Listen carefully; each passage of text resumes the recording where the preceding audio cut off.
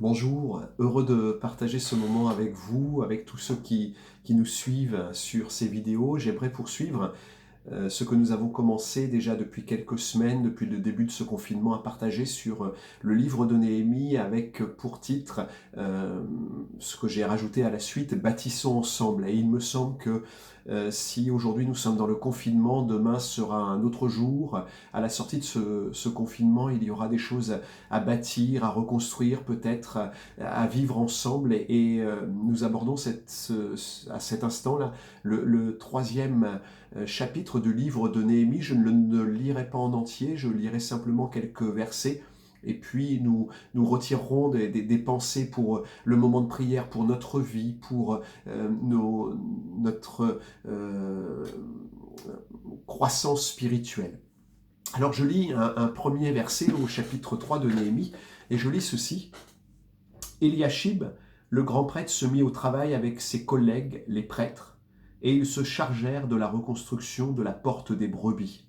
Ils la consacrèrent et en posèrent les battants, puis ils continuèrent à réparer la muraille qu'ils consacrèrent jusqu'à la tour de Méa, puis jusqu'à la tour de Hananéel. Amen. On l'a lu depuis quelque temps, Néhémie est revenu sur la terre de Juda, est revenu à Jérusalem, et nous avons vu la dernière fois que Néhémie a fait le tour des remparts de nuit. Et puis il a exposé son projet, son désir, ce que Dieu lui avait mis à cœur auprès des responsables de la ville, auprès des religieux, auprès des laïcs, à tous ceux qui avaient une portée à la fois matérielle mais aussi spirituelle sur la ville. Et nous savons que les hommes qui ont entendu le discours de Néhémie se sont levés, se sont mis ensemble à vouloir reconstruire, à vouloir bâtir. Et là, dans le chapitre 3, il y a une pensée que je voudrais souligner dès à présent, c'est que tout projet de construction, tout projet de restauration, tout projet dans la présence de Dieu ne se fait que par la foi. Et on l'a lu ensemble dans le verset premier et le verset premier exactement. On a vu ensemble que c'est Éliachib qui a donné le signal du départ. Cet homme qui est souverain, le grand souverain sacrificateur, c'est lui qui va impulser le démarrage de la reconstruction de la muraille de Jérusalem. C'est lui qui va donner ce cœur à l'ouvrage. Et il me semble que dans tout projet, eh bien, il y a un état d'esprit qui est là, motivé par la foi. Éliachib, en fait, ici, représente notre foi. Éliachib représente notre relation avec Dieu. Éliachib représente cet homme, représente en nous, par ce personnage, notre attachement à la volonté de Dieu, à son désir, à ce qu'il a déposé dans notre cœur. Et lorsque l'on veut construire un projet, lorsque l'on veut reconstruire quelque chose qui a été ruiné, il me semble que la première des choses, c'est notre foi, c'est notre zèle, c'est la puissance du Saint-Esprit qui agit dans notre cœur et qui est là, qui va stimuler vraiment notre engagement. Éliachib veut dire, dans la signification hébraïque du terme, Dieu veut restaurer. Et il me semble que dans tout acte de restauration, tout acte de construction, il y a une volonté divine. Et Éliachib la représente parfaitement.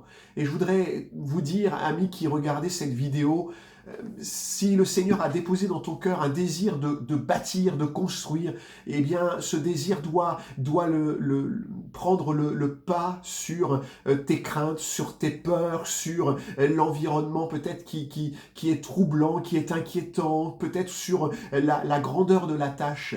Éliachib a décidé avec ses collègues, avec les autres sacrificateurs, avec les Lévites, a décidé de rebâtir. Et on l'a lu ensemble, il se mit au travail avec ses collègues, les prêtres. Ils se chargèrent de la reconstruction de la porte des brebis. Cette porte des brebis a une signification importante. C'est là où semble-t-il rentrer les troupeaux. Et il y a une image ici spirituelle. C'est cette image de l'Église, cette image du peuple de Dieu. La reconstruction, elle est valable pour ma vie, elle est valable pour l'Église, elle est valable pour l'ensemble de mes frères et sœurs, elle est valable pour l'ensemble du troupeau. Elle est valable pour chacun de ceux qui sont à mes côtés dans l'église, de ceux qui sont à mes côtés dans la famille, dans ma famille charnelle, dans ma famille spirituelle. Et j'ai noté pour nous que cette porte des brebis nous parle aussi de Jésus. Jésus a dit, je suis la porte. Et celui qui entre par moi, eh bien, sera sauvé. Celui qui entre dans ma personne, dans ma présence, sera sauvé. Et il me semble ici qu'il y a quelque chose de très important, c'est que c'est la foi, c'est Jésus qui va nous conduire dans le projet, et c'est par lui, et c'est en lui que nous devons reconstruire. C'est une des premières pensées que j'ai notées, et puis il y a un verset que j'ai noté également, qui est important dans Luc au chapitre 12, verset 32, je luminote un petit peu, eh bien j'ai noté que Jésus a dit « Ne crains pas, petit troupeau, car mon Père a trouvé bon de vous donner le royaume. » Et je pense que lorsqu'il y a un projet de reconstruction, de restauration, ou de construction tout simplement, je crois que c'est Jésus qui doit être notre bannière, c'est lui qui doit être notre guide, c'est lui qui doit être notre moteur, c'est lui qui nous devance, notre guide, notre berger, notre roi, notre maître. C'est par la foi, dira le chapitre 11 d'Hébreux, tous ces hommes de foi, tous ces martyrs, tous ceux qui ont marqué l'histoire de la Bible, l'histoire du peuple hébreu et l'histoire de la chrétienté aujourd'hui, de tous ceux qui sont engagés, c'est par la foi. C'est par la foi. Alléluia. Et même si on ne voit pas le chemin, même si on ne voit pas l'aboutissement, c'est par la foi. Abraham est parti par la foi dans un lieu qu'il ne connaissait pas et que Dieu ne lui avait pas révélé avant de partir. C'est par la foi. Et Eliashib, le grand prêtre, se mit au travail en premier. La deuxième pensée que j'aimerais nous laisser à chacun de nous qui regardons cette vidéo, c'est que, eh bien, tous les textes du chapitre 3, vous relirez, il y a des expressions qui reviennent souvent. Et j'ai noté qu'il y avait cette expression importante qui était à côté d'eux, travailler. Et on peut retrouver ces notions au verset 2, au verset 4, 7, 8, 9, 10, 12. Et ça, c'est la première expression. Et la deuxième expression, c'est au-delà ou après, dans certaines versions. Après eux, versets 16, 17, 18, 20, 21, 23, 24, 29. Il y a ces deux expressions. Et dans le texte hébreu, elles sont traduites par des mots qui veulent dire main. Le premier, à côté de travailler, c'est le mot main qui est cité. Et puis il y a le mot au-delà qui est traduit dans le texte hébraïque par ensuite, après, à la suite. Et il me semble que dans la construction, dans la restauration, dans la reconstruction, eh bien nous ne travaillons pas tout seuls. Nous travaillons ensemble. Et aujourd'hui, lorsque nous sommes dans le confinement, eh bien, on est séparés les uns des autres et on est content de nous revoir dans des vidéos, dans des séances de Zoom ensemble. Et nous pensons bien que l'Église, elle n'est pas faite seulement de nous, mais d'un ensemble de frères et sœurs. Et nous avons tellement de joie, tellement de plaisir à nous retrouver. Et il est dit que là, dans la reconstruction des remparts de Jérusalem, eh bien, Néhémie a travaillé avec les sacrificateurs. Néhémie a travaillé avec des hommes, avec même des femmes, est-il dit, les filles de Shaloum. Et au verset 12, il est noté que Shaloum a travaillé avec ses filles. Et il me semble que dans la reconstruction, dans la construction de nos vies, peut-être de nos ruines, ou de l'Église, des projets de l'Église qui vont arriver demain après le confinement, eh bien, on va travailler ensemble. Et il me semble que c'est important. Il me semble que c'est important. On travaille main dans la main, c'est le mot yad. À côté d'eux, travailler, le mot yad. Yad. En hébreu, la main. Est-ce que ma main va s'associer à la main d'un frère et d'une sœur? Ou est-ce que ma main va repousser mon frère et ma sœur? Il y a parfois de combats au milieu de nous. La Bible dit que nous n'avons pas à lutter contre la chair et le sang, c'est-à-dire contre ce qui est humain, contre les hommes, contre peut-être un frère que l'on ne comprend pas, une sœur qui n'est pas comme nous, qui n'a pas les mêmes réactions que nous, mais main dans la main. Et il est dit qu'on travaille les uns après les autres ensuite, c'est-à-dire que ce ne sont pas toujours les mêmes qui travaillent, mais tout le monde a une part dans la construction, une part dans la reconstruction, une part dans le projet de Dieu. Ah, mes frères et sœurs, amis qui nous regardez, le monde va changer, et la nation va changer, on va peut-être regarder nos voisins différemment, on va peut-être regarder nos collègues de travail différemment, peut-être que dans notre entreprise, il va falloir se serrer les coudes, il va falloir travailler les uns avec les autres pour que l'entreprise reprenne, il va peut-être falloir travailler dans l'église avec des frères et des sœurs avec lesquels on a moins d'atomes crochus parce que notre parcours spirituel n'est pas le même. Et là, il est dit que les sacrificateurs travaillaient avec des hommes qui avaient pour nom, je vous en donne un par exemple, Mérémoth. Mérémoth veut dire élévation, arrogance. Peut-être qu'il y a un frère qui te paraît plus fier. Eh bien, tu vas travailler avec lui. Tu vas apprendre à le connaître. Tu vas apprendre à savoir qui il est. Et puis, il y en avait d'autres qui voulaient pas, les notables des Técoïtes, dans ce passage du chapitre 3, disent que les notables ne voulaient pas travailler sous l'ordre des maîtres d'œuvre. Peut-être que ton caractère a besoin de changer, de s'assouplir, de t'humilier. Et puis, il y en a qui connaissaient Dieu. Yoyada, l'Éternel connaît. L'Éternel connaît. Et en fait, Yoyada avait pour père boiteux, estropié. Peut-être que dans notre histoire de famille, il y a peut-être des choses qui ont été détruites, qui ont été blessées, qui ont été cassées, mais l'Éternel connaît. Et tous ces hommes, toutes ces femmes travaillaient les uns avec les autres, les uns à côté des autres. Il y a un texte que j'aimerais lire dans Philippiens qui est important pour nous. J'ouvre ma Bible en même temps que je vous parle. Il est dit dans Philippiens, et il me semble que dans la construction et la reconstruction, c'est important. Rendez ma joie parfaite, complète, disait Paul aux Philippiens.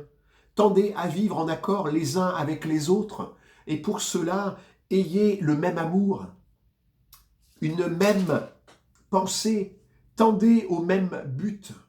Ne faites donc rien par esprit de rivalité ou par un vain désir de vous mettre en avant.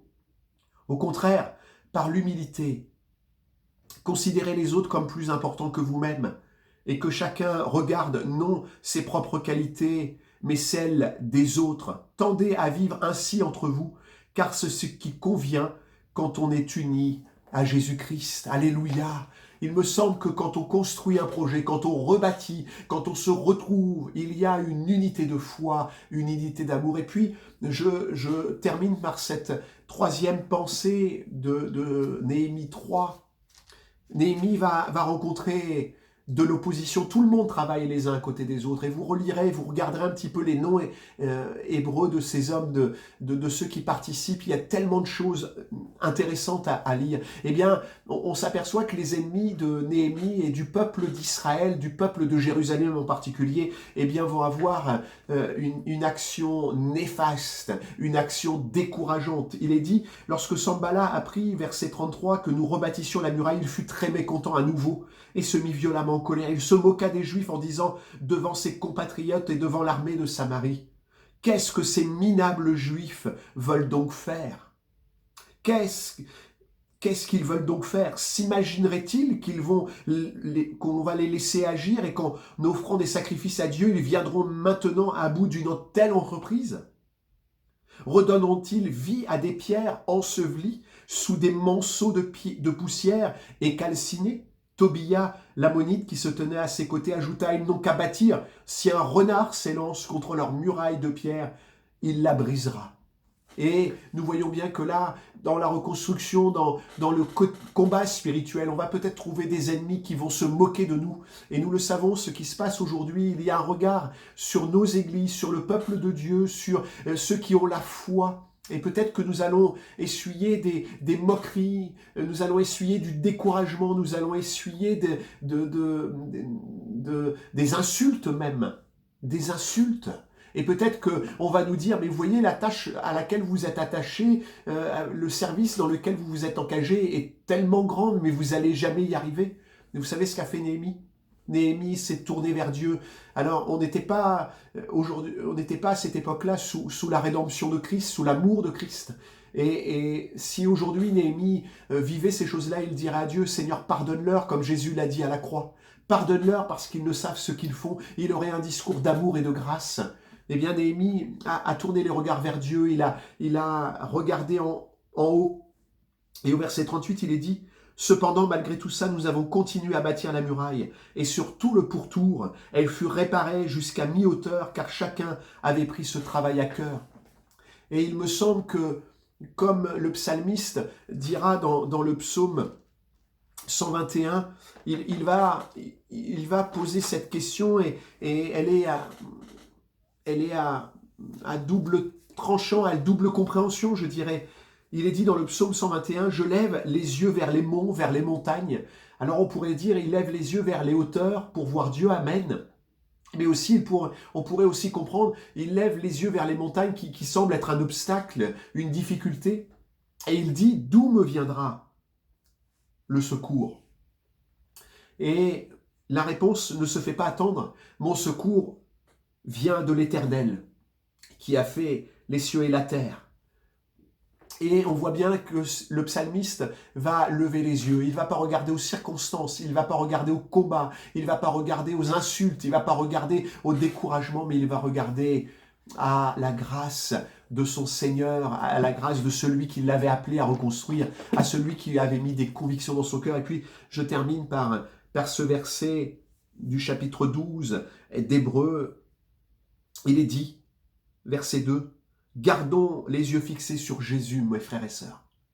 Gardons les yeux fixés sur Jésus, qui nous a ouvert le chemin de la foi. » Amen.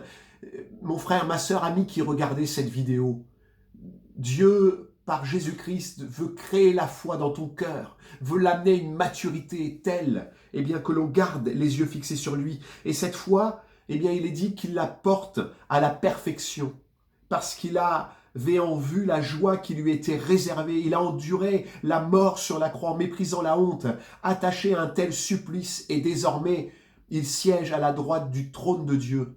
Pensez à celui qui a enduré de la part des hommes pécheurs, incroyants, une telle opposition contre lui, pour que vous ne vous laissiez pas abattre par le découragement. Amen.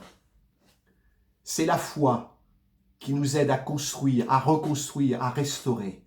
C'est la confiance en Jésus. C'est le fait d'être ensemble, unis, nous aidant, nous regardant les uns comme étant supérieurs à nous, avec des qualités, avec de l'amour. C'est être unis qui va nous permettre de rebâtir, reconstruire. Et puis c'est en fixant les regards sur celui qui a triomphé, celui qui a subi la croix et qui est mort, mais qui avait pour vision une gloire éternelle. Alors mes frères et sœurs, prions dans ce sens. Seigneur, on va bâtir ensemble. Seigneur, on veut reconstruire, on veut vivre des projets, on veut vivre des victoires dans notre famille, dans l'église. On veut vivre des victoires pour notre ville, pour nos concitoyens, nos contemporains qui sont avec nous. On veut voir des hommes et des femmes être heureux, être libérés, construire leur vie, bâtir à nouveau peut-être des choses qui ont été détruites pendant ce temps de confinement. Seigneur, que ce temps soit un temps béni. Je vous dis donc à une prochaine fois pour la suite de Néhémie. Soyez bénis et que chacun de nous soyons encouragés par ces textes et que nous prions dans ce sens. Seigneur, tu bâtis avec nous et nous bâtissons avec toi dans le précieux nom de Jésus. Amen.